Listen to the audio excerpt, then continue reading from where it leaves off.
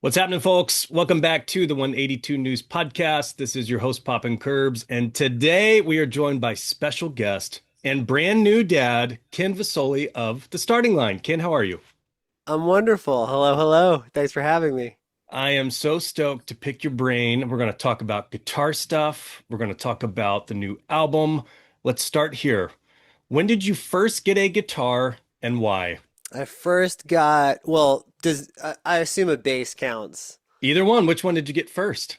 I got a bass first. So I was Okay. one of the rare breed that actually started learning bass before guitar. I feel like a lot of bass players have just defaulted into the instrument after some maybe failed attempts at starting a band wanting to play guitar, and then no one has volunteered themselves for bass. But I had the foresight when I was 9 years old to be like, I don't meet a lot of other 9 year olds that are playing bass guitar, let alone have any sort of like ability with it. So I thought I really want to start a band and I'll just fulfill that void right away. I also thought it was a cool looking instrument. I didn't quite understand even the nature of it when I was that age. I just knew that it was four strings that seemed like you only have to play one of the strings at a time and one finger on a fret at a time. I was like, I didn't understand why more kids weren't picking up this instrument because it just seemed like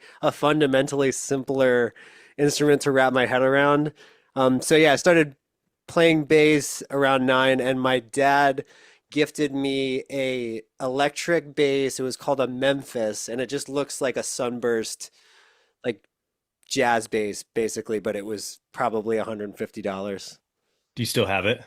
I do. It's in really poor shape. It's at my dad's basement right now, and it's just withering away. I've sort of partsed it out for like if I need a tuner or or just like a nut, I'll just like take it off of that thing.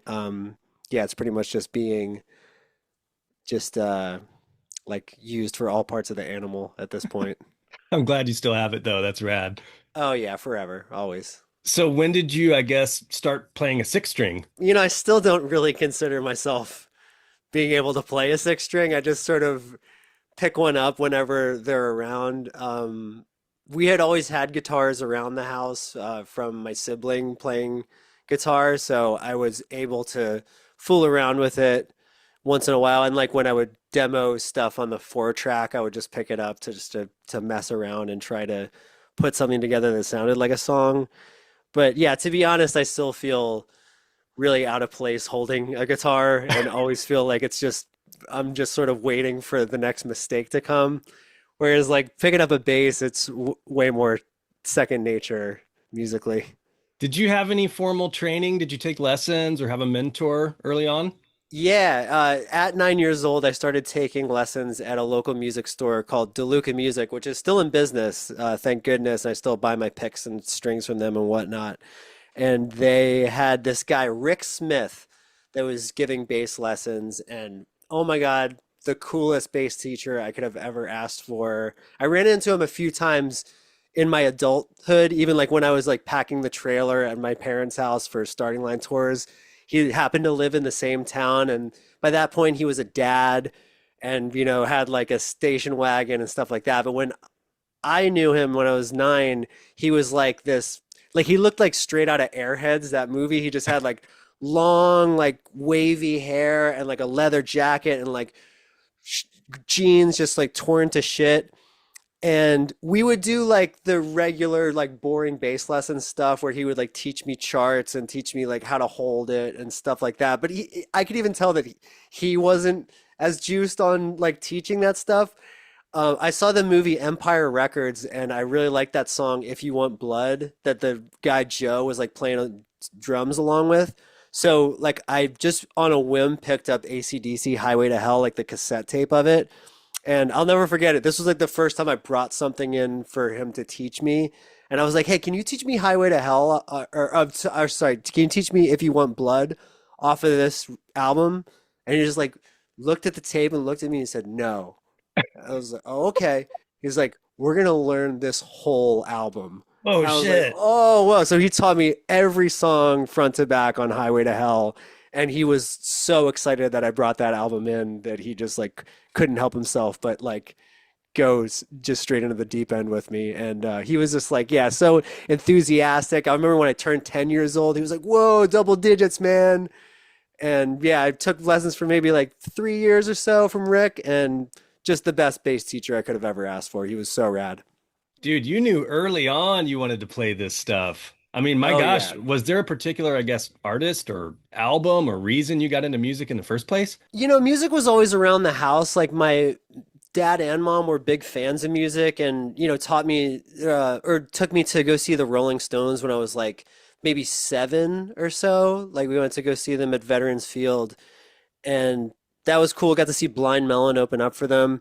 And like right away I really took to the whole like concert going experience. And while it took me quite a few years later to like really connect with the Stones, I was definitely like into like bandom and like when I would see on MTV when they would like actually play like music and concerts and stuff, they were like playing this Green Day concert and you could see like this like overhead shot, like a bird's eye view of the audience. And it was the first time I like saw a mosh pit when I was like 7 or 8 years old. And I just remember like being so amped up and like putting like couch cushions around the room and like pretending I was like stage diving and moshing like to the concert. So I just like didn't really understand it. I just like had this like pure rush of adrenaline from it and just wanted to chase after that, I guess. You knew early on that's what you wanted to do. Did you ever have any other backup plan or anything in sight, or you were dead set on becoming a musician? Dead set, still no backup plan. So I'm still have all the eggs in this basket, which is why I'm yeah, dedicating so much time and energy to it. I love it. How many bands were you in before the starting line? A lot. I think even when I joined the starting line, I was in like 4 bands, like sort of informally. I just was like a constant like what do you call it? Like army reserves. Like I was like the army reserves for like, oh yeah, we need like a guy to like play in our band. Like we'll just get Ken like to even if it was like singing or like playing bass or like bad guitar, like I would just do whatever just because I liked being in bands and I was just trying to find the right fit, I guess, at the time. And then once I joined what would become starting line, I pretty much just dropped every other commitment that I had musically and focused on that because it was the first time where I felt like this felt very comfortable and like it had some legs to it and it was definitely notching it up as far as like the professionalism and how serious the other members were taking it. So at least a handful, it sounds like. I mean, primarily on bass or just bouncing around to whatever was needed, it sounds like. Yeah, it was a lot of bass, but then I started singing in like the first band that I was playing bass for. Originally, it was just like me and a drummer just like jamming, like just recording whatever on 4 tracks. Like I think our first demo was just like bass and drums live, and then like I just dubbed like dialogue from Twilight Zone episodes like over top of it, which I think was actually pretty ahead of its time. For It's like a sure. DIMAC recording at this point, but like I was doing just like whatever, didn't understand like what it took to write a song. But then eventually, that guy moved to guitar that was playing drums, and we got a real drummer, and we're like a power trio, kind of like what would become like pop punk kind of thing. And I started singing for that band just out of default because, we couldn't think of anybody else that would want to do it. And then I just started imitating people whose voice I liked how they sounded and just tried doing my best with it. And yeah, that was, and then so other bands, like even like new metal bands and like ska bands would have me like sing or like play guitar, or just like whatever. I just became known as like a band kid. Is there any footage of those early bands that exist? I'm sure somewhere. Yeah. I mean, for sure, like the trio, like pop punk band, we have a bunch of tapes lying around and they're not, yeah, they're pretty embarrassing, but I mean, not bad, I guess, for what it was, You got to start somewhere. It's okay. for Were sure. you writing your own music at that point in time? Yes. Like I said, like it was very elementary kind of level of writing, but it got, incrementally better, like slowly but surely as the years went by. Yeah. The starting line forms 1999. You are recruited. And one thing that I didn't realize until I was looking into this a little bit deeper, but Sunday Drive, that was the first name of the band. Yeah, Who came up with the starting line? the starting line was Matt Watts's idea. I think he came up with Sunday Drive too. So that guy was always the idea man when it came to the branding in the early days. Sunday Drive was, yeah, I think we had like bounced between a few other names. Like, I think even before I came into the picture, they were toying around with the name Steadfast. And then I think Latchkey Kids was in there as well, like because like Get Up Kids was a thing for us influentially for sure. And I'm not sure exactly how or when we landed on Sunday Drive, but that's just the one that stuck by the time we hit our first like 4 song demo. Yeah, and as far as physical release on Sunday Drive, I think there's one split EP. Does that sound right? There is that it's a three-way split with the Jimmy Tuesday Band and the commercials. That's the only like CD form. There is a 4 song cassette demo that even I don't have anymore. I imagine someone from the band probably still has one, but when Watts was in college, we had like pressed a very I pressed. I mean, we probably just dubbed them ourselves and really just pressed like the inside jacket. But yeah, those were the only two releases, if you want to call them, for Sunday Drive. I love the lore on just band history. And it seems like with most bands, there's always like either rotating members or a band name change throughout time. So it's always kind of fascinating to me looking back. And then I'm a sucker for like, what's the original cassette or do the original Right. demo cassettes exist? That type of thing. So that's cool to know. And then Sunday Drive, my understanding is that a Christian rock band already had that name, which is like the most Christian rock band name ever. Yeah, for sure. I mean, they had every right to it, I think, looking back. I think that we were always meant to be the starting line, and it was, probably fate had it that way. Isn't that how it always goes though? Some other knucklehead already has the name, and then you just gotta figure something out. I feel like no one, unless it's like inappropriate something, nobody's just like, let's just change it. Let's Right. start from scratch.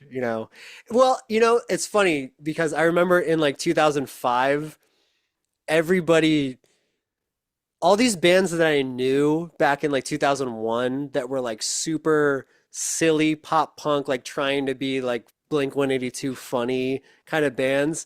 In 2005, there was this sea change where everybody was like, now we're matchbook romance. It was just like everybody was like just turned like super dark all of a sudden. And I remember there was quite a few bands in that wave that like used to have super silly names and then had super serious like trying to be screamo names. Everything changed so quickly too. It's kind of fascinating when you think back to that time period. I mean, 99 through like 02-ish is that rise of pop punk, which becomes crazy popular.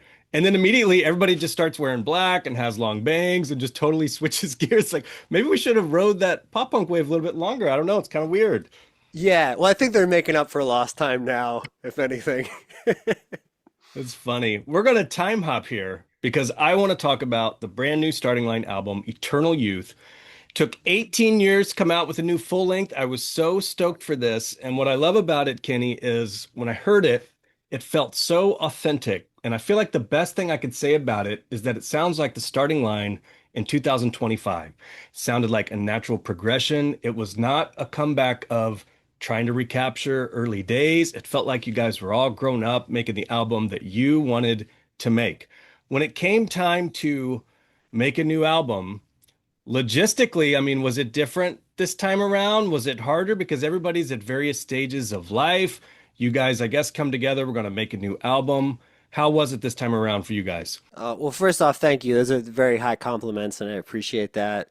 And yeah, it has to be different 18 years later. I mean, we're the whole like span of like growing an adult human. Like when we were making the first record, like we were all childless and, you know, had very few obligations and commitments and not many responsibilities in life. So, and also not much like experience in life. Like we were pretty much just like grasping at straws even for like subject matter at that point. So a lot of it was just, yeah, like being heartbroken by like girls that I had crushes on and stuff like that. Like that's the only thing that like your brain really goes to when you're trying to like mine for some sort of like song inspiration. And so it's, I think, a growing pain for a lot of bands to try to have to adjust to writing for subject matter now that you're completely immersed in adulthood and you've gone through so many years and so many decades and have maybe been like put through the spin cycle of life a few times. So I think that when it came time to write the songs for this record and put it together, I tried to just like simplify the agenda for what we're doing as much as I could. I think it's really easy to overthink this kind of thing when it's been such a long gap. And so what I tried to do was just revert back to the records and the inspirations that really made us excited about being in this band in the first place, and the inspirations that have survived to this point, because not all of them aged as well as others. So I try to be like, okay, which of these records that I was listening to back in like 99 and 2000 really excite me still to this day? And I found that above anything, Lifetime, Jersey's Best Dancers, I think was the one that held up for me the most. And so I just kind of tried to analyze that record and break down fundamentally and philosophically what it is about that record that still connects with me and rings true to my my influences and my tendencies these days. And I found that it's poetic, but it's still expressive in a really pure, raw sense. And there's nothing in the production to really muddy that or water it down. Like it's all just straight up. It sounded like they probably only had a few weeks to lay this thing down. So it's like, okay, let's just get the best sounding guitars that we can, best sounding drums, thickest drums, uh, you know, nice growly bass, and let's just try to like get the best takes that we can with this small amount of time that we have. And I feel like that's how a lot of the records were made back then. Face to Face Big Choice is another one. I remember like reading on websites like how that record was made, and again, it was made very quickly, and even they were not truly satisfied with how it sounded, but for whatever reason, that's the one that always sat just right for me in my ears.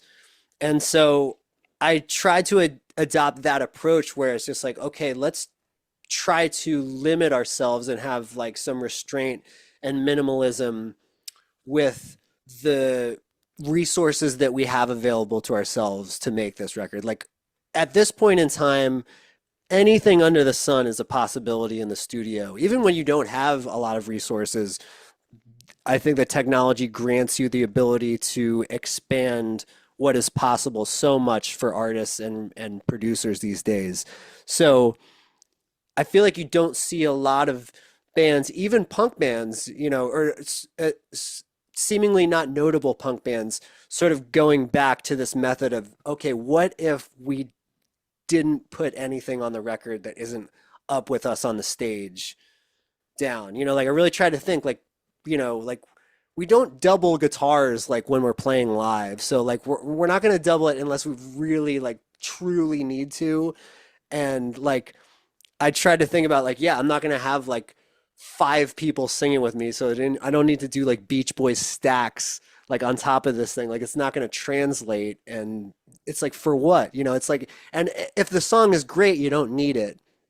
So I just tried to like fit what we could with what we have, and when it came to like subject matter, I was just trying to think about like, okay, the first record was kind of like singing about the past, like, all these things that happened to me, just recounting like in a sort of like journal writing kind of way. And then based on a true story was like more about the present, like what was happening at that time and like the uncomfort with like getting to be this age and this transition of like going from like adolescence to adulthood.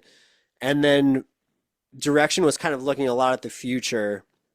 This is where we're going. This is where everything's headed. This is like, someone's gonna miss us. Like I'll have something left to give. It's like I don't know. It wasn't conscious decisions, but it was like that was kind of the school of thought for those three records. And so now on Eternal Youth, I sort of tried to just like encapsulate past, present, and future, and really just like speak about the human condition and like what lessons have been a takeaway from this whole scope. And a lot of that is like talking about the things that you value the most from life. And a lot of that is like relationships with people, all encompassing, and a lot of it is like dealing with loss and feeling like you didn't have enough time with a certain person, things of that nature. It seems to be like, yeah, a lot of like getting my feelings out in a sort of sense of grieving for those that I've lost, and then also like trying to really articulate the love that I have for the people that are still here. Because I find that those are the things that I kind of need to be reminded of the most at this point in time. So it won't just be something that like serves me as like something that is just happening right now and will only be relevant to like this point in time. I'm really trying to think of like these are lessons that I've accrued along the way that I do need to remind myself of, and like while they're fresh in my mind and I have the wherewithal to put pen to paper and get it out in somewhat of a coherent way, it's what I need to be telling myself. Yeah, it was so refreshing to just hear an album like this. There's grit to it, but it's honest and it's charming. And you can tell that you guys were not writing this for a younger audience. Like, it's one of the things, especially in pop punk, a lot of people will write an album and you can almost tell that it's meant for like teenagers. And in my mind, a lot of times I'm like, we're all like 40, right? Adult music with adult themes. And so I feel like on this album, it was so refreshing to hear just the songs that are on it and the production and everything. It's not just flooded with either auto tune or a million tracks. It's not super, super pristine. Like, there's grit to it. And I love that. And it's crazy that at this point in time, it's that sticks out, as opposed to it used to be back in the day, like the super clean stuff would stand out. And now it's almost come full circle. It's the opposite of that. And it's great. I love it. I appreciate that. Yeah, I wasn't sure like if our music would translate into that style. I feel like that we found a good middle ground where and I gotta credit Will Yip a lot to this. He's able to hit that mark and hit that bullseye where the elements are left like raw and nutrient, but not undercooked, if that makes sense. And Yeah. it's like, it's really hard to find a producer that can nail that on the head. I find like more times than not, if you're trying to go for this like super punk sound, it sounds like undone or thin or something. And then if you're trying to get like a really full sound, it just sounds like too glossy or just like overcooked or Yeah. even just like fried at some point. And it's so hard to find a producer that can really nail that sweet middle ground. And I've always felt that Will had that talent. Yeah. You guys crushed it on this. It sounds amazing. Thank you. When did the writing for this album start? It started as long as 2020, that far back. And I think it was just Granted that we had at that point. We had an acoustic version of Granted around 2020, and I had that one right before going into Studio 4 to do the live stream for those three records. Um, and it was even being talked about, like Will was like, "Do you have any new stuff?" And I was like, "I got this one new song," and I showed him the demo. And I was like, but the guys don't know, like, we don't know how to play it yet. It's just a demo. And he was like, yo, he's like, we should play this. Like, you should play this on the live stream. And I was like, okay, yeah, that would be cool. It would be cool to show people that we have new music. And then it was just so daunting to get everything else prepared that, like, by the time it was even considered to try to squeeze another one in there, let alone a new song, I was like too overwhelmed to even attempt it. So like came about in like band meetings after that. It was just like, okay, what do we do now? And I was kind of flying the flag of like, well, if we want to like do more stuff, we should probably write music. Like that's, it's like we've been going an awful long time where we're just sort of coasting on these three records. And if for nothing else, just to like prove to ourselves that we can, um, and just see what it's like. And then so I started demoing out some other stuff, and like the first one got a lukewarm response, and I think that was just due to the fact of like dusting off, the old bag again and trying to get back into the groove. And then the second one of that batch was Blame, and I think that's where everybody was sort of giving a little bit of acknowledgement, like, hey, this is sounding okay. And then I think Curveball was after that, and then I think we probably had fleshed out Granted into what it is today. And so that four-song group was gonna be a 7-inch record, and we had recorded a 7-inch version of it in 2021 or 2022, Mm. and had gotten it mastered and was preparing it with every intention of just releasing it as a 7-inch. And like we had shopped it to a couple other labels, and like no one was really like biting on it. And at that point we kind of fell out with our management, and we were in just sort of a holding pattern. And when I started talking to new potential managers, I explained to them, yeah, like, we would play them these songs and be like, yeah, we want to put it out as a 7-inch. Like, we just want to do 7 inches. We just want to be super punk. Like, fuck records. Like, no one wants it. Like, I don't, it's like, I don't think anybody in the band is going to want to do it. I don't think anybody wants to hear one. Everyone just wants the first three. I just kept like, I was like really disenchanted by like experiences that I was having by bands that were from our generation and our class and were putting out records, 15 years later. Like I wasn't impressed by nearly any of them. And so I didn't want to like fall into that category of just like, oh yeah, they're back and they put out this like disposable record and it's just so that they can tour again and just play a bunch of old songs. Like, so I explained that to our now current manager, Tim, when I was on the first phone call with him. I was just like, yeah, I'm all about 7 inches. Like, no one's going to want a record from us. And then he just like shut me up so quick. He just said, dude, I think that's just insecurity talking. And that one sentence just like completely was a miraculous reverse psychology on me. Mm. I was like, no, I'm secure. Like, I know I can write an album better now than ever. Like it really just completely changed my way of thinking where I was just gung ho at this point.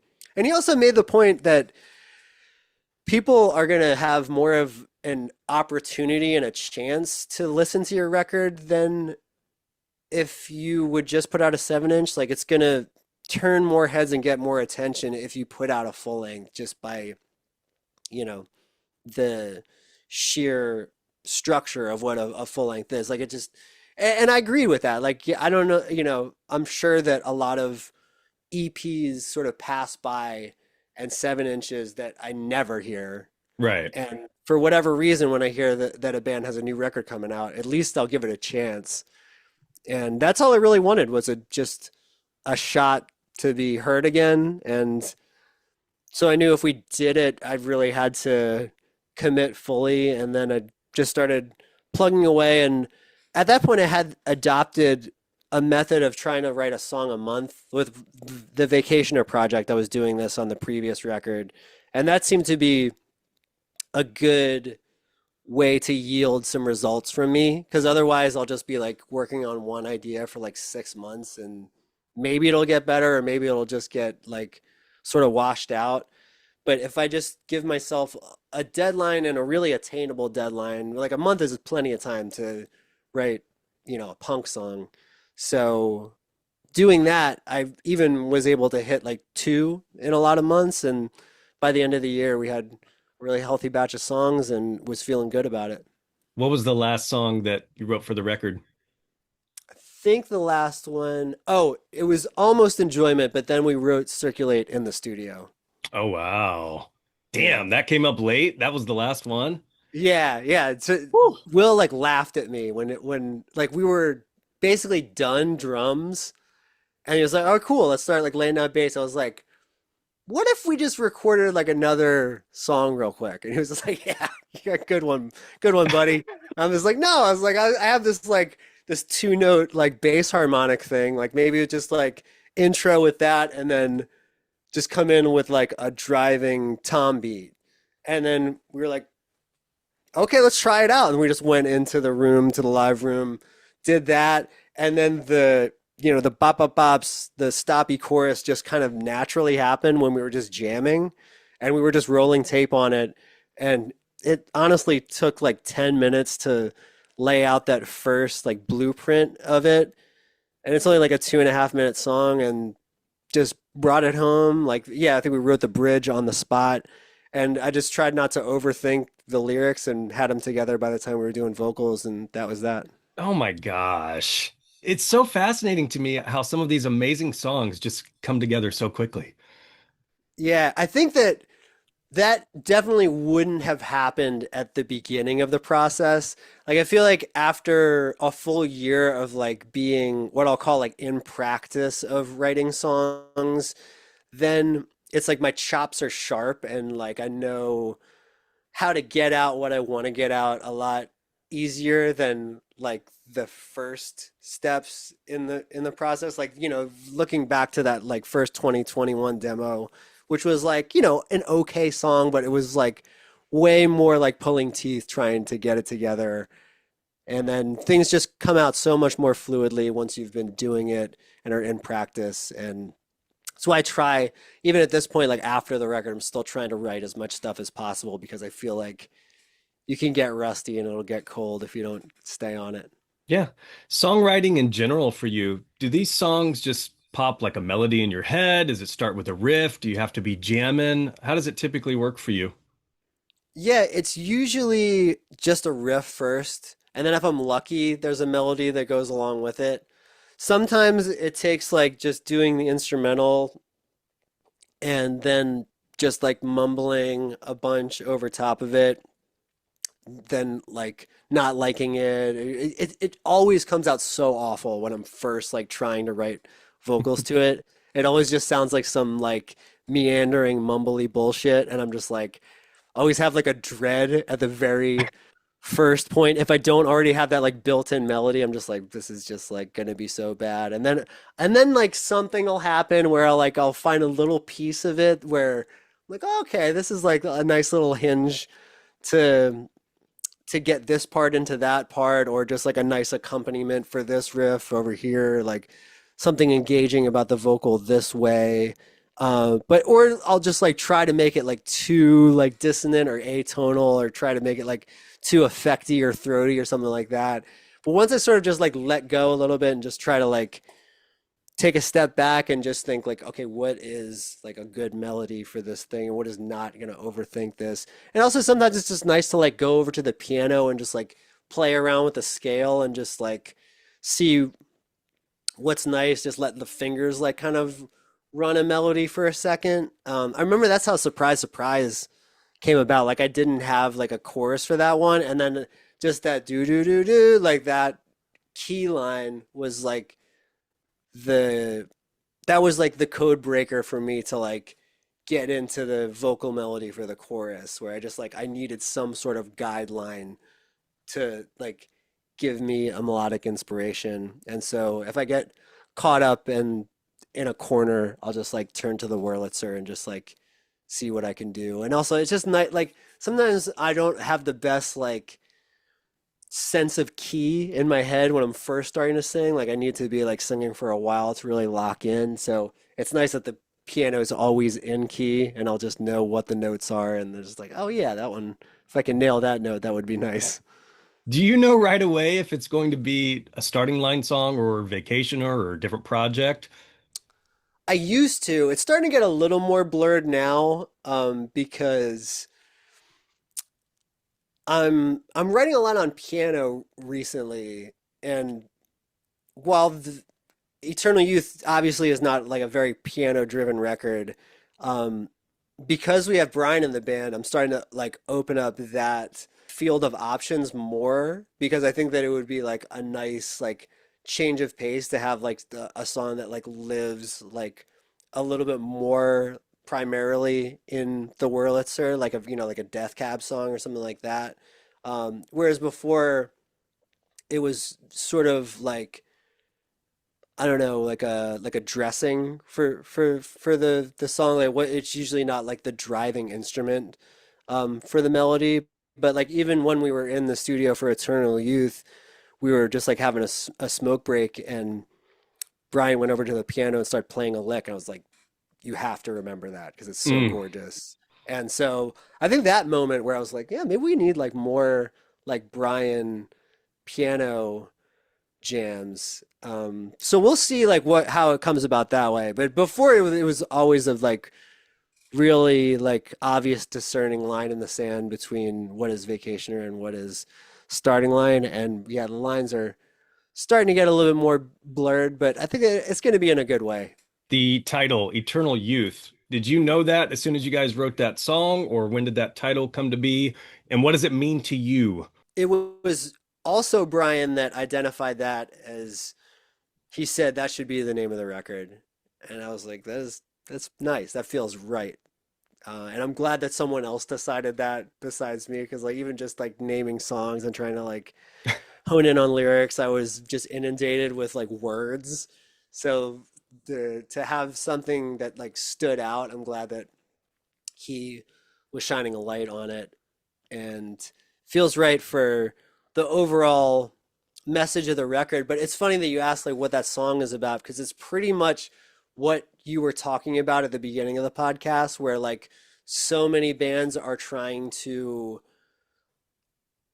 recreate and like um artificially like conjure up like what it's like to be youthful and like trying to think like, oh, what are kids gonna like? Like I Yeah. feel like that is like one of the major downfalls of the music industry in general. And I find it like so hilarious, like these bands that are like 45 years old, like going on IG and doing these like TikTok like trend videos where they're like Yeah. pointing at this thing, pointing at that, this thing, not that, and just doing things that like 12-year-olds are doing because they think that that's like what is going to like make them relevant again. And I just thought it was so funny, and it was just like I was just sort of like had this just like angst against it. I was just like I tried to like just I don't know. I'm not making fun of it in the song because it's not like really like a jokey song, but it is just sort of like about my I guess like fascination with this like older generation trying desperately to somehow appear youthful, Yeah. but they don't realize like how ridiculous they they look to me. I don't know how it's perceived to other people, but to me it is just like the epitome of cringe. And it Yeah. was like everything that I was raging against with this record. Like I just like I wanted it to be called Eternal Youth, but I didn't want it to have like anything that was like immature, Right. or like any signs of arrested development. I wanted to like redefine eternal youth to mean just timeless. Mm. That's what eternal youth means to me is like to actually like feel your age and like to actually like embrace aging and to like apply the knowledge that you've gathered along the way. Like I think that that's what keeps you youthful, and to just like have a zest for life by actually being excited about it, not just trying to like act like kids do, you know? I don't know Right. if that makes sense. It does, yeah. It even comes down to the merch for some bands. I'm like, what are you doing? How do you not know Oh, your demographic? And then I don't understand why folks don't realize it's us elder emos, the older folks, who typically even have the somewhat disposable income to buy the shit. So make stuff for them. Like, why are you making stuff for 14-year-olds? yeah, totally. Like I really I would like to like elevate this art form. You know, like that really is like my agenda with this is like I love like Criterion Collection movies. And like I understand that that's not everybody. Like that's a little bit of like a fringe, you know, demographic that is like super into like Wim Wenders movies and things like that, you know. Um and especially in this type of music arena, it's rooted in like American Pie, you know, like that Right. was like the coming of age like movie that was like associated with this type of music back in like 2001 or 2002, and people still in some ways are trying to like recreate like American Pie soundtrack type music.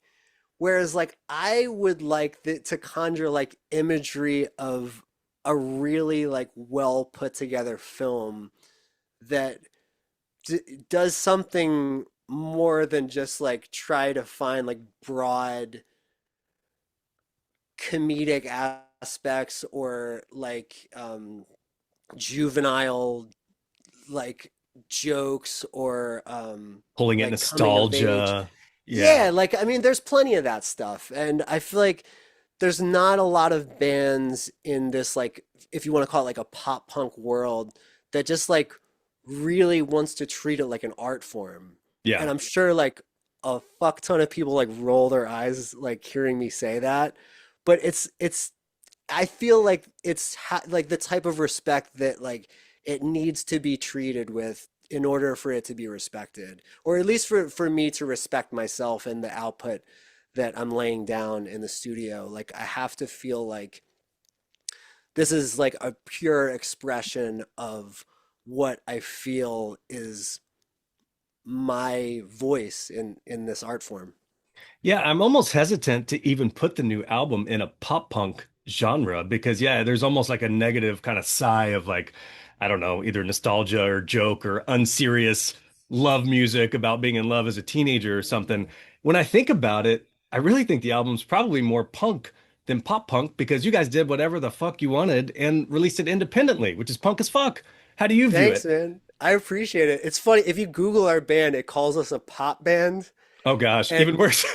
I know, and it's yeah, it doesn't even throw punk in there. It's just like yeah, pop band, like yeah, Hanson, starting line, that kind of thing. Oh gosh. So and like I'll be honest, there was one interview that I did as we were making the record with these guys that like I had like done business with in the past and like kind of considered friends, and like they were doing like a retrospective of all these records, and Say Like You Mean It was one of them, and they opened up with like I could just tell right off the bat that it was like there was something like off about this interview. And it took me like halfway through the interview, I was like, oh, they don't like this record. Oh. And they kept saying things like, yeah, this is like the poppiest record that we've done. Oh my And it's gosh. like it was such a like a rude awakening for me because like I never considered us a pop band. And like sure, yeah, like pop punk was a thing that was getting thrown around, but I just like assumed that was because like yeah, like we're always in a major key and like I mean, I'm fucking 16 years old, so it's like they are going to be kind of like rudimentary melodies like, my immaturity was not trying to be immature. It was like I actually was like not fully developed yet. So Right. it's like it was authentic. Like Yeah. I was actually trying to sound like 23. Love So it. like, but I guess it didn't work. But we kept like it. That was a huge fire for me. Like from that point on, I was like, oh, they are going to like rue the day they ever called me Pop. Like, like I'm going to make just like I the most brutally honest record that I could. And if people still want to call my band Pop after that, like whatever, you can, but like I hold my head high knowing like what we did on this thing and like it's my kind of punk rock. It's the kind of punk rock that I want to be making and want to be listening to. So I sleep well at night knowing that I fulfilled that agenda. And we kept joking about it, like even our little behind the scenes like vignettes, the like docu-series that we put on YouTube, like you can hear like Will and I joking about it, like we were calling it like a post-pop record and like, best pop band of all time. Like this is one of the greatest pop records ever made. It's funny to me now, but like, the label thing, like I let that go and like I've been taking that with a grain of salt for a long time now. Whereas like people can call my band whatever it is, like it's punk rock to me and it's always been punk rock to me. And my favorite punk rock bands were not like Minor Threat and Operation Ivy. Like I was always like the Rancid, like Fugazi kid who like and also like Face to Face. Like Face to Face was the first band where I found them in the wild and I was like, what the shit is this? Because this is actually like has some of the grit that like my friends that were listening to like Oi and shit like has, some of that veracity, but actually has like a melody that like I can sing along with and has like, dare I say, hooks to it. Yeah. Um, but yeah, like I never placed the importance like on like catchy choruses or like hooky things. I still can't like stand the term hook or like hooky.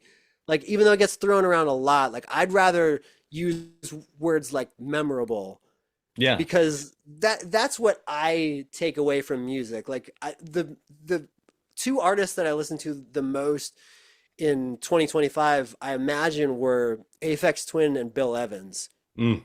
who made music that has nothing to do with choruses or even hooks for that matter. It's really just like an experience and it's calling for emotion. I don't know how else to put it. Like it's like I want music that makes me feel something. Like not music that is just like I can remember how it goes the first time around. Like I want it to like feel like I am just having an out of body experience with like envy that this was written, and that's how I feel when I listen to that music.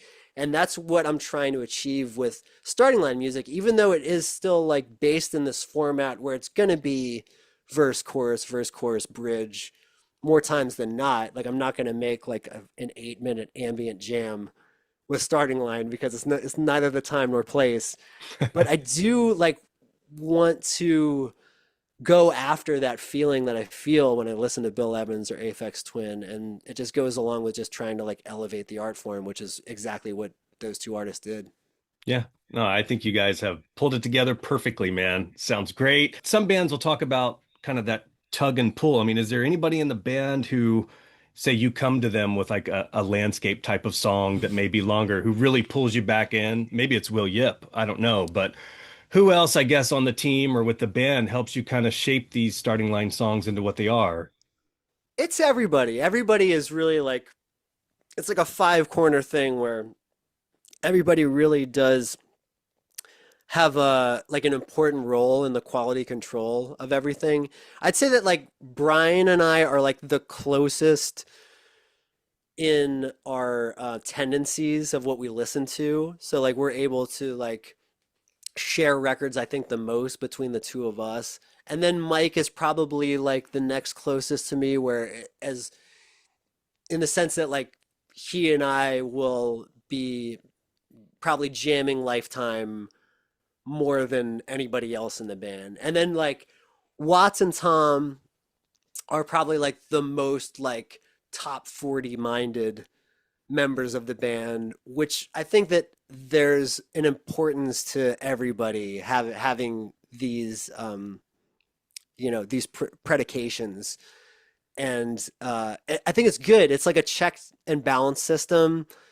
Like I already know that if something is like too strange or left field, like it's not gonna make it past the Watts and Tom like quality control like part of the process. So I don't even like, I feel like, but to their credit, like there's still songs like Photography that's like 8 minutes long and like starts off really quiet and slow and minimal and then grows into this like flourishing like insane string accompaniment like with big drums and like off time drums like they still give me like plenty of runway to go kind of wild, which I've always respected, and I also think that it's earned us our place in the music scene, whereas we've, I think, garnered a reputation for being a little bit out of the ordinary when it comes to other bands that are our contemporaries. So to be able to do like a song like Curveball, where it's basically just like an A-B song, where it starts off one thing and then just like morphs into something completely different and just like four times as fast. Like they've embraced that with open arms, and even like the breakdown to Blame, like I was like a little worried that it would be like too aggressive for them or something, and it was Watts, to his credit, that he was the most enthusiastic about it. And when I showed him the demo, he said that the bridge to Blame made him want to flip his desk over. So, like I got to give those guys more credit than I expect them to be given back to me. Yeah, and thinking about like Pivot, at that point in the song, I'm just picturing like label Oh, executives 20 years ago. Kids oh will yeah. not like this song. It's like Oh my so God. good. Yeah. It's thank you. Yeah, that was a big freedom for us. I mean, especially for myself to not have the neck breathing of like A&R execs, you know, helicoptering over the songwriting, Yeah. you know, trying to flag things that don't quite fit into the box, because like I think that's what's stunting the growth of this genre a great deal. If that's not like a pressure that's in place by labels, I think that it's already been like sort of a hive mind of the musicians at this point. Like the really successful ones is like, oh, this is what we have to do. Like we have to like bow to the altar of like pop radio and what's Mm. happening on pop radio in order for us to be like, in the game. And I never even wanted to play the game, man. I feel like rules were meant to be broken, especially in punk music, and that's when the greatest records are made. That's when Frank Ocean makes Blonde, and like I was scratching my head the first time I heard that record, and now it's like one of the most like influentially important records in the last 10 years to me, and also like one of the most impressive and I think innovative like reshapings of like popular music that you could achieve. So that's like always the goal for me, is to like to achieve something on that level and not, be playing by everyone else's rules, because that's what I'm banking on, is that like if I really just like ignore the popularity contest as much as I can and really just try to do something that is like characteristic and like unique, then perhaps it'll be something that will really catch the attention of people. Or it'll just be something that is like too not the same as everybody else, and it'll pass everyone else by. And this just always the risk that I have to run, but I always have to trust my gut when it comes to that. But then that's also, I mean, regardless of the outcome, that's fulfilling to you as the artist, which For is what sure. matters. For sure. Because a lot of the times it can go the other way, where you're beating your head against the wall trying to make everyone in the room happy. And then you're left with this thing at the end of the day that maybe no one likes in the outside world, and then you don't even like on the interior. And you know that if you had honored yourself a little bit more, at least it would be something that you could listen to yourself. And that always has to be my gauge. It's just like it has to make me excited what's coming out of those speakers before anybody else, and then I can let it see the light of day. Yeah. Even down to the cover art on this thing, man. I just love the whole packaging. I tell you what, dude, I had the best Oh, experience with this little booklet on the inside. So I got the vinyl in and I sat down and I listened to it in full, which is a lost art. Pisses me off. I listened to it in order and I read along with the lyrics. There's beautiful pictures in this. And dude, it just transported me back to being 14 in my room listening to albums. And it was just the best, man. oh, thank you. I Who really appreciate it. I'm so happy with that. Who do we owe the credit to this on because it rules? It's really it was a family effort to like get that exactly how it is. I mean, I have to credit first of all Tim, the guy who said that I was insecure. He's like, I mean, he really is like a big conduit for how special this record is personally, and how much we were able to achieve just independently. Because he's worked with the Maine primarily for a long time. His brother is the drummer for the Maine. Oh wow. Yeah, so this has been like, it's been like kind of family business for him ever since that band has started. And we had always taken note of that band uh, for sheer, resourcefulness, because they've had their own festivals, they've been putting out their own records for a long time now, and they seem to be doing it on a scale that a lot of other bands are not able to achieve. And we had noticed that for a long time, and that was one of the things that really made us want to talk to Tim. And when it came around time to make this record, we were exploring our options, and he was asking me, he was like, "Do you want to shop it to labels? Would you rather just release independently?" And I said, "Yeah, I mean, seems like you're doing it right with the main. I would love to do it independently. We've never had a chance to do that. It seems kind of daunting and really tough." And he was just like, "Nah, man." He's like, "It's easy. It's like, we just get ourselves a distribution deal, and those contracts are a lot simpler than a record label contract. So we'll take care of that. Beyond that, it's just up to us." And, he just looks at everything like, okay, what do we want to accomplish? What goal do we have? Okay, let's just put the wheels in motion to get to that place. And then once that's done, we'll get to the next place, and just takes it step by step and puts it in such a way that it is honestly a lot more simple than how we've gone about it with labels. And there was nobody overseeing it besides us. And that was really the thing. I just couldn't let anybody down musically. I just like had to let them know that the goods were coming with the, with the songwriting. We didn't need to call in like hired hands to like, Right. get me in a room with somebody. That's always the phrase that I worry about. But yeah, once the music's taken care of, then it came time for artwork. And here I'll show you a little bit. This is not the exact like artwork that it was, but it was like one of these Time Life books.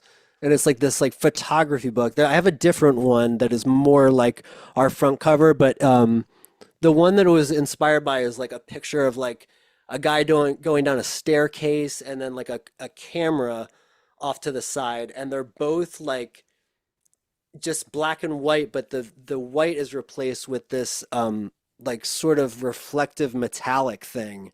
And I was like, man, I've never seen an album that looks like that. I've never seen like sort of like a dull, like reflective background with just like a two-tone thing. And I just think that would be really cool. And then also like we tried to get it embossed, but it didn't work with the foil. But like tried to make it at least look embossed, and sort of gave it even like the same font if you can see it. So rad. Thanks, man. So that was like the first thing when we were in the studio. I was like, I really like want to use like this style of like photography and this treatment of like the of the packaging. I want it to feel like valuable Hmm. because it is like it just shouldn't feel like just some like clip art slapped onto something. I wanted it to like feel like an art book.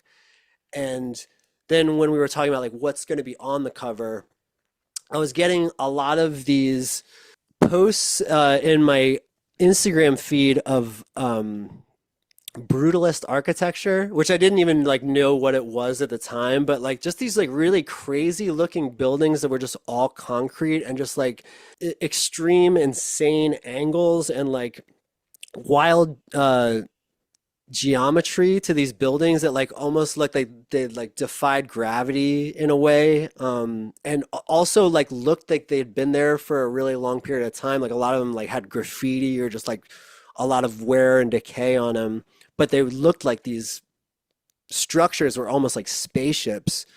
So I was like, okay, like it would be so great if we could just get one of these photographs of these rad brutalist buildings and then just put it on the cover and do it in this same style as this Time Life book.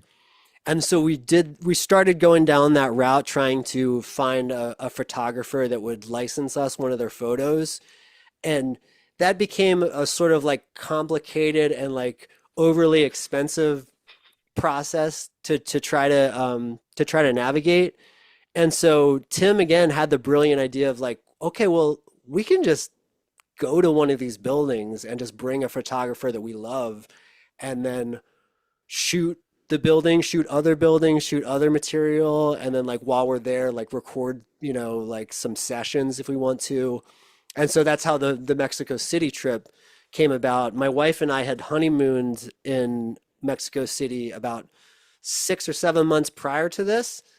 So we already loved that city. And so we were first looking around Europe because that seemed to be where a lot of my feed was coming from with these photos of brutalist structures. But I was like, well, let's check out Mexico City. And then it turns out there was this architect, Augustin Hernandez, who lived in Mexico City and designed these insane buildings, designed the Praxis House, which it was actually the house that he lived in. And that's the front cover image is of that Praxis house. So we basically made a field trip down to Mexico City, took pictures of just every photo that you see in that booklet is basically just all the best photos that we took from that trip. And then we knew that Praxis was going to be the front cover one. It was just a matter of like which angle and which one. Oh my gosh. I was going to ask where this building is and who took the picture. So it's in Mexico City. Yeah, yeah, taken by Lupe Bustos, and he also filmed the first three music videos for us, and yeah, all the pictures that are inside. He really understood the assignment, and he's also of Mexican descent too, so it was like special for him.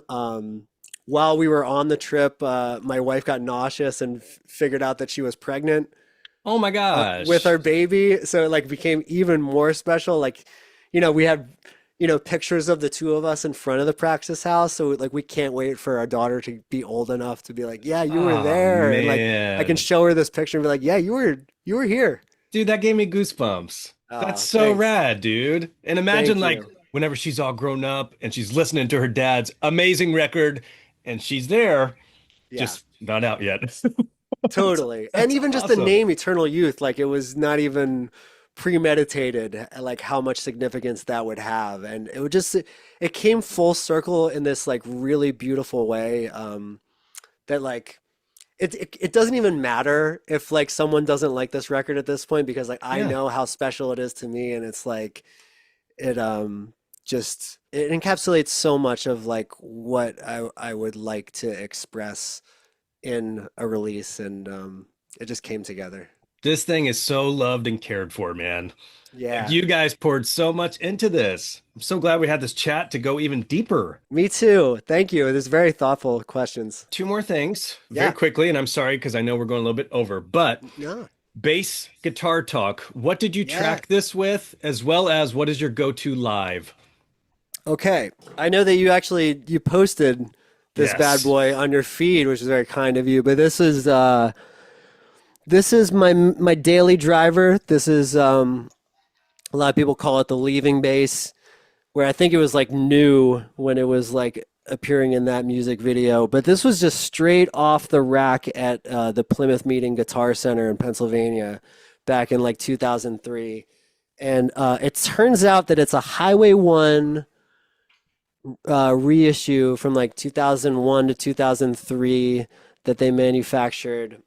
It took quite a bit of like researching to figure that out because like even if you go like I hit up our Fender rep and like gave him the serial number. He was like, yeah, he's like that serial number's not coming up. Or I guess just like yeah, some of them just like weren't logged. But then like I didn't understand like why the paint like just chipped off this thing always. Like some people like wonder if it's a relic, but this thing came fully painted. And then I just noticed that it was like chipping like within the first few weeks. And so I would like purposefully like take my pick and like scratch more away like nervously like before a show. And for some reason I think that like the body resonates a little bit differently and just a little bit deeper than other Ps that I've played. I suspect because it doesn't have that clear lacquer on it. But yeah, this Highway 1 is like it's my absolute jam. I used to take it on the road all the time, and now it's been relegated to the home as a as sort of just like a studio and museum piece. I did bust it out for the hometown holiday show this year, but I don't take it on the road anymore because it's just become so special. But I think I did record the vast majority with this. I put new strings on it right before, and the only one that I believe it didn't use it on was Circulate because on my um, professional series P bass, I think that's that. Oh no, it's in the next room. It had old strings on it, and that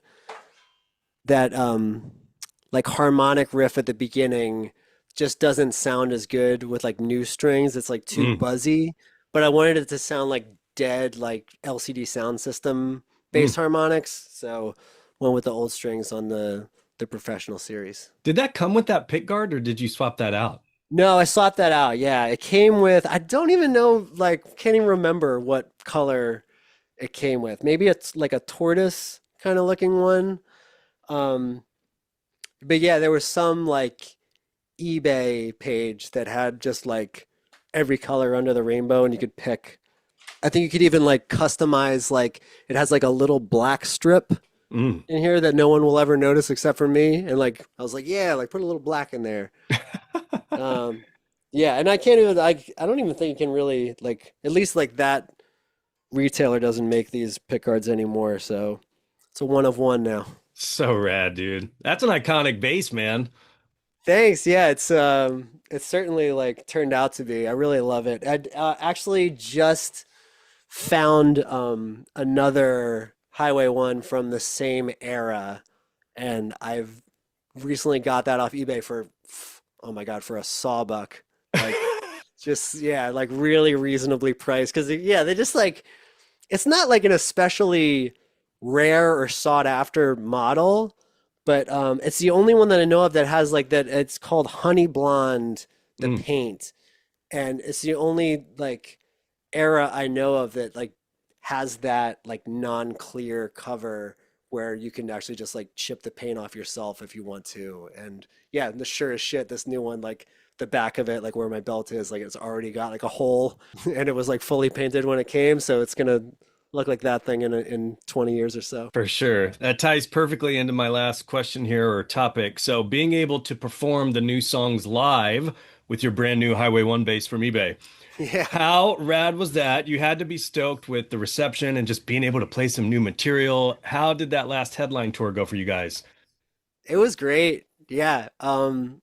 It's been really good in terms of reception with the new songs. Like it's nice like everybody like singing the first line of I See How It Is. Like that pretty much was dialed in by the last show of the year. And yeah, we got to play another show in Philly where like we opened with Curveball and just like had Tom come out first and just kick the beat, we've never gotten to do anything like that, and that is also a really special one to be able to put on the stage. It's a lot of fun. I mean, like had maybe not anticipated how much more fun the set list would be with some new songs in there. Like you never really realize until it's been 25 years of playing the same songs how refreshing a new one can feel. All right, rapid fire time, and I will get you out of here. Oh yeah. Rarest starting line item you have. Rarest starting line. Oh, the based on a true story vinyl, which a Mm. fan just gifted me like a few days before Eternal Youth came out.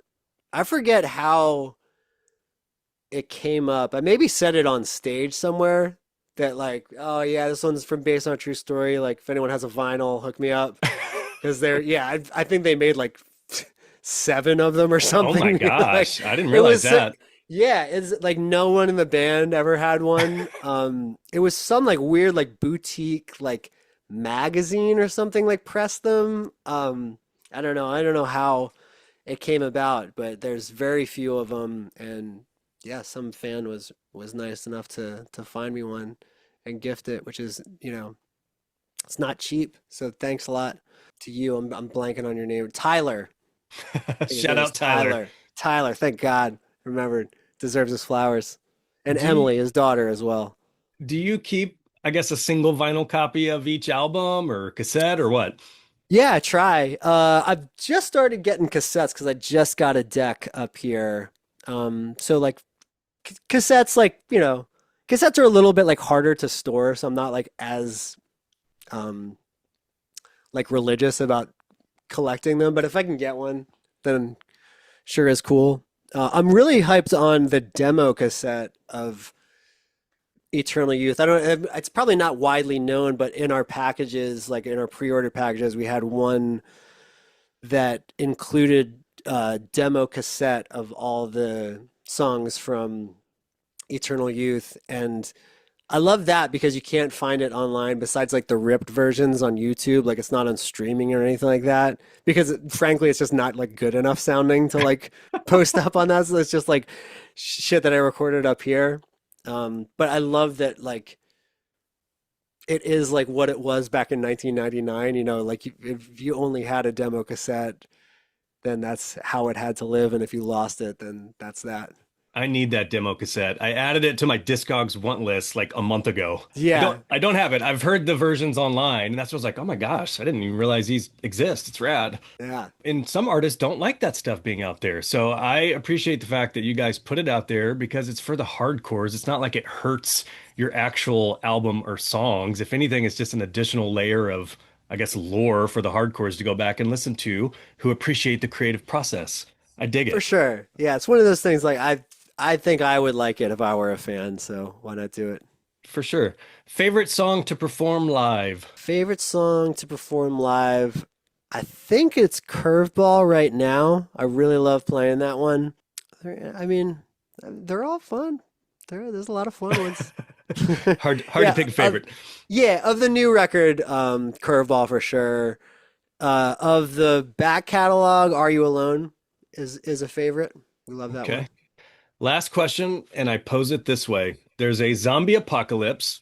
Bus pulls up to your house. Family's safe. Pets are safe. Everybody's safe. But there's time to grab one item to keep safe forever and ever. What are you grabbing and why? Mm, one item to keep safe. It's tough, Uh, man. yeah. Uh, I don't know. I mean, like at that point, if like everything's gonna fucking burn, I would probably like, like that's the thing. It would probably just be like a picture of my mom and my dad from like, like from before I was born. Okay. 'Cause like I know that like that you can't replace that. Yep. It's a great Um, answer. you know what? The based on a true story vinyl. No, I'm just kidding. Yeah, for my mom and my dad for sure. That or the highway one. The The highway one, yeah, it would be tough. It would be, yeah. I was just thinking about it because I'm a fan of music collectibles, if you can't tell from behind me in memorabilia. Do you keep, I guess, original lyric sheets or do you have a book that you write in? Um, So I really try. More times than not, it's just like the legal pads back there just like get filled up, and there is like you can't really see it behind it, but there's like a terracotta colored book on my shelf that like I was starting at the last vacational record, which was like 2022. I was like, I'm gonna write every song that I've written from this point on in every page. And I think I wrote the first page of like that song that I wrote that day, and I think that's the only one that's been in there. So I'm like a real shit record keeper with like that kind of stuff. And I do have a lot of past lyric books and scrap books that my mom put together like in the attic at my parents' house. I really don't go through them all that much, and I think somewhere up there is like the book that I wrote Best of Me in, like even like the first, draft of the lyrics, and that was another sort of nicely bound book that my mom gave me for Christmas that was like green, and I remember writing that one in there, but I to be honest, don't even know where exactly that one is. So I would like to say I'm better at keeping that stuff, but I'm just not. That'd be a killer one. That should be in a Hard Rock Cafe somewhere. It should, yeah. Someday they'll be beating down my door, All asking right. where that is. Ken, I enjoyed this, man. Thanks so much for your time. Is there anything you want to leave the listeners with? No, just thanks so much. If you haven't listened to Eternal Youth, I recommend it and hope you like it. And thank you so much for you listening to it and really taking the time to understand it and appreciate it. That's all I can ask for. For sure, for sure. Startinglinerock.com, snag a vinyl, read the booklet. There's cassettes, CDs, the whole nine yards. Ken, enjoyed it. Thanks, dude. Thank you, Ryan.